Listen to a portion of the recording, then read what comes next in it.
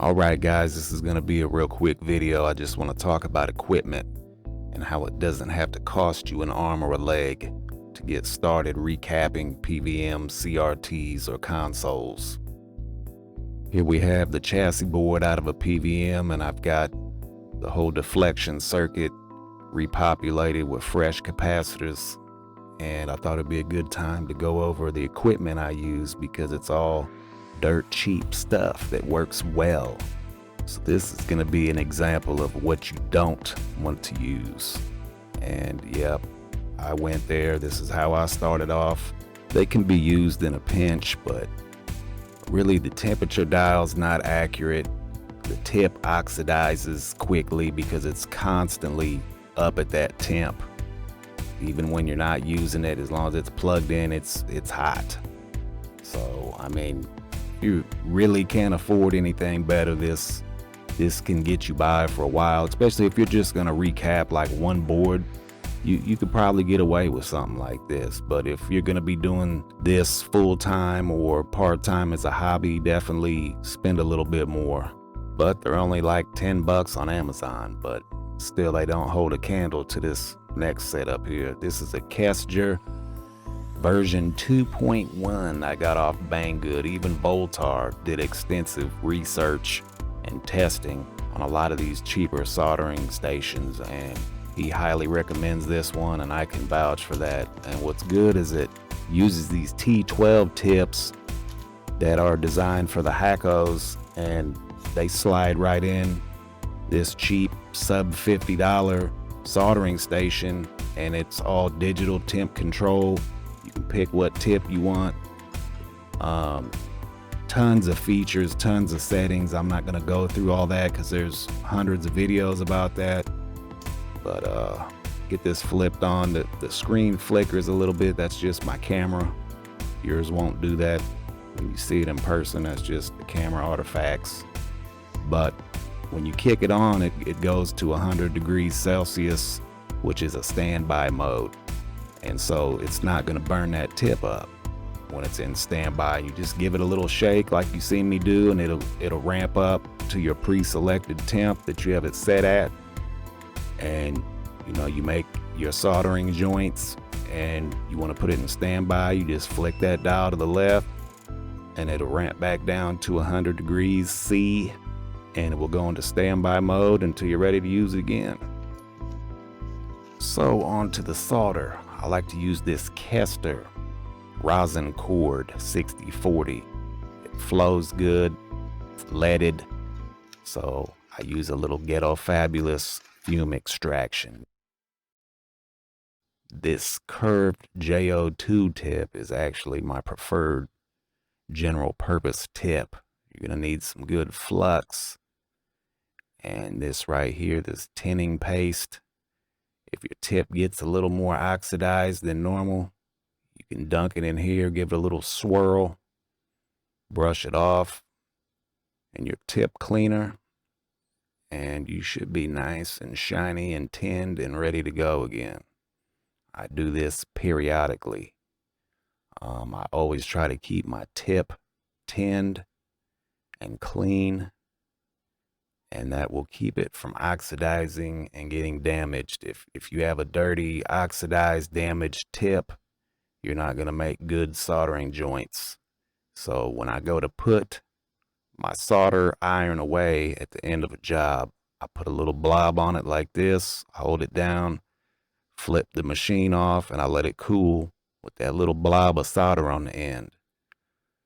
Put it in its little stand, let it cool, make sure you don't drop it off the tip.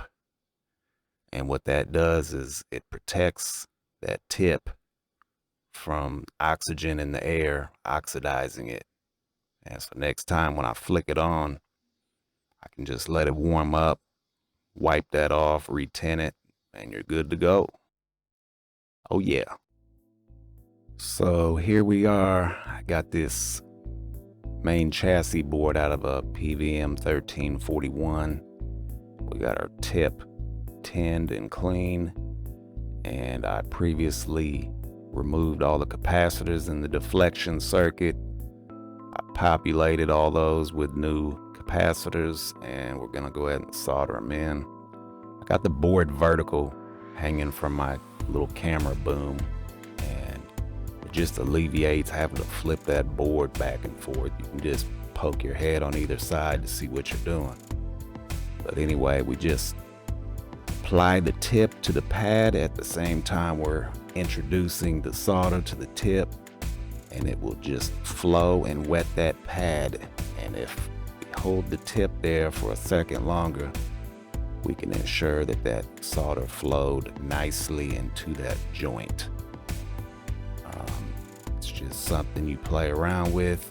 You get a setting you like that you're comfortable with. You just don't want to hold your soldering iron on any of those pads or traces or legs or anything for an extended amount of time, because you'll burn the board up and you'll start lifting pads. Here we got a little close-up look-see. You can see it didn't flow right away, so I just gave the tip a little wiggle. Once it flowed, you remove the heat and let it solidify. It's all a very simple and easy process. I tell people 90% of soldering is having the right equipment, a good solder. You can really struggle using cheaper solder and soldering irons, but it's amazing once you get a decent setup how efficient and quick you can become recapping these boards. Oh yeah. So I'm not gonna go super in depth about how to solder. There's a million videos for that, but I'm just covering the basics and cheap equipment that you can recap with. So now that we have the basics out of the way, we need to move on to a workflow of what it'll look like when you're replacing caps on a board. The first thing you're gonna need is a decent desoldering setup. Do not use the little plunger pins. You'll be cussing the whole time. I use this Anesty, whatever you want to call it. China don't care what you call it after you buy it. But it's readily available in the US on Amazon, and it's the cheapest option you have for a vacuum-powered desoldering setup. Now, it does have its own issues. There's a design flaw where the glass canister damn near cannot be removed for cleaning. Like, it's bad. But luckily, I was able to modify it without too much hassle. If you want to get the newer version, which is black and teal from AliExpress for about $150, they supposedly addressed that issue. And if you can swing a Hakko, go for it. I may one day upgrade to a Hakko, but I would like to try one in person or see a comparison to see how much suction that the vacuum creates in that Hakko, since it doesn't have a separate power supply / vacuum generator. This little Anesty has the separate power supply with a motor driven diaphragm for the vacuum, and it sucks pretty good. It don't suck pretty bad, it sucks pretty good. Oh yeah. Here I'm going to show you how to modify that Anesty hot-tipped suction-making pistol. Oh yeah. So we got it opened up. You got a basic micro switch for the trigger. And we can see that the vacuum hose comes up to this locking block that locks in that glass tube. So you have to clean out the glass tube quite a bit. In order to do that, this locking lug needs to come back in order to get that tube out, but there's not enough room in the stock configuration. And the problem is, zoom in, we have this vacuum suction tube that comes up into a chamber of that locking lug, and you can see it hits that standoff that's built into the plastic of that gun. And there was a zip tie on it that made even more interference with that standoff. So I removed the zip tie, and you can see on this standoff, I actually took an X-Acto razor and shaved a little radius in it to allow that locking lug to move rearward more. And that created just enough play to get that lug back enough where we can actually remove our glass tube. because it's kind of hard to clean this damn thing when you can't even get the glass tube out. Now this little locking mechanism, I had to modify it too by removing just a little bit of material from the front. It's yellow because I removed a little bit too much and I had to melt some nylon from a zip tie back on it, but you'll see once we get it back together that there's way more play now and we can actually get that damn tube out of here. So that's the only major issue wrong with this, but we're gonna move on to just a minor issue, and it's with the filter that sits in the back of this. When you pull the vacuum and your solder sprays in here, it goes to the rear of this cylinder, and you don't want it to get into that locking lug. So you have a filter and your vacuum goes all the way to this separate unit, and there's another filter inside of there. So we don't want to pull any solder through that hose or into the main unit, so we rely on a filter back here. And the pre-filter type deal is this little splash plate.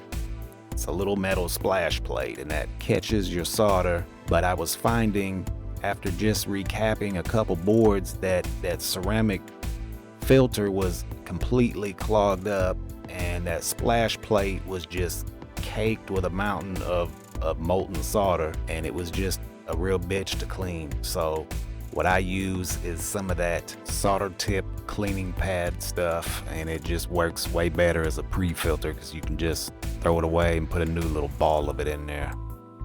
So here we are after the modification. You can see that locking lug snaps back into place. We can pull it back, and there's plenty of room to remove the glass cylinder to clean it.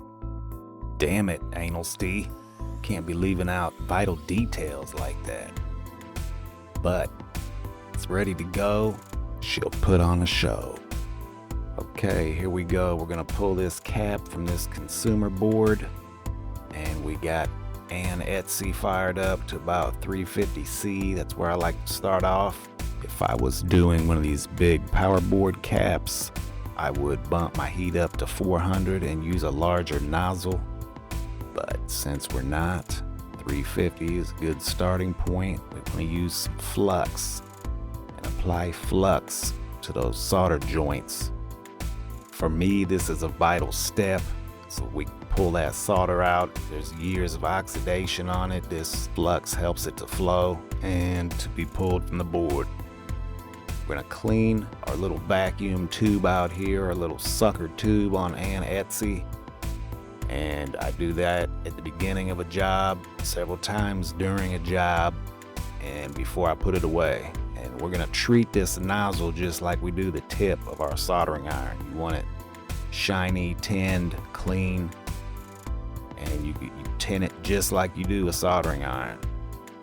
So we'll put some fresh solder on here, give it a good old wipe down so we're nice and clean and shiny. Make sure that these joints flow and pull without issues. So I'm grabbing the cap from the back of the board, and I'm applying the nozzle. Give it a wiggle, suck. Give it a wiggle, suck it, Anesty. Oh yeah, vias are clear. Now this is a perfect example. You'll run into this a lot. At the factory, when they install these and they bend those legs, you can see these vias are perfectly cleared out, but because of those bends, we can't pull that cap out. So what I usually do is I'll grab my side cutters, and you can cut them, but I just give them a little pinch and straighten them legs out, and then that cap will pull right out. Oh yeah. Now when dealing with these polarized caps, you will have a positive and negative. Look at the side of the cap. The negative lead always has a reference mark, and the longer leg is positive. If you look at the board, on the diagram, you'll see a little plus sign and a little negative sign that also always usually is accompanied by a white dot or bar where the cap goes to denote negative. But be careful, because on some NEC products, I believe, they put the little white bar on the positive side. So always double and triple check All right, we've double checked our polarity. We got our cap inserted, nicely installed, legs spread. We're ready to move on to the next one. Put some goo on her, and we're gonna go ahead and pull these joints out. Oh yeah. Oh yeah. This one was hung up in there a little bit, but I just gave her a little forceful tug and she popped on out. I'll go ahead and insert the new one. Touchdown fresh. Damn it. Spread them legs. Now it's up to you whether you want to spread them legs or not. They'll keep the caps secured in the board until you get to soldering them. But next time you come to recap this, you're going to have them same issues where the caps don't want to come out. Here we got a nice extreme close-up. Wiggle and pull. Oh yeah. Here we're still working on this consumer CRT chassis, and we pulled this cap out of the deflection circuit, and you can see that dome bulge top and also a little bit of leakage, a little bit of seepage. So I make it routine maintenance at this point. If I got a CRT open, I'm replacing at least the caps and the deflection and on the power circuit. And from here you just repeat the process till you got all the old caps that you want to replace removed and the new ones populated. I'm using this JO2 curved taper tip. It's a good multi-purpose tip. You can see all the caps ready to go. We're using that KSGER 6040 rosin core. I'm just gonna blast through this because it was about 10 minutes of soldering and my pale ashy hand is all up in the camera, so you get the gist of it, damn it. But I like this JO2. Most people use like a blunt small chisel or a blunt fine point. I like this JO2 curved taper tip because you can use the fatter part if you need to apply more heat, and if you need to do something real precise, you can use the tip of it. And I have no problem drag soldering IC legs, chip legs. Once we are done soldering, come back and do our trimming. I usually come back with a little isopropyl alcohol, clean up all the flux from the board, and it's still a satisfying feeling when you get that board back in and connected and fire it up. You get a nice RGB screen. Oh yeah. There's definitely a lot more to it than what I threw in this little video, but I just wanted a nice quick basic guide, a little rundown to show that you don't have to spend $1,000 to be set up to do these types of repairs and maintenance. I got just a few $100 in this equipment and have done dozens of CRTs and consoles.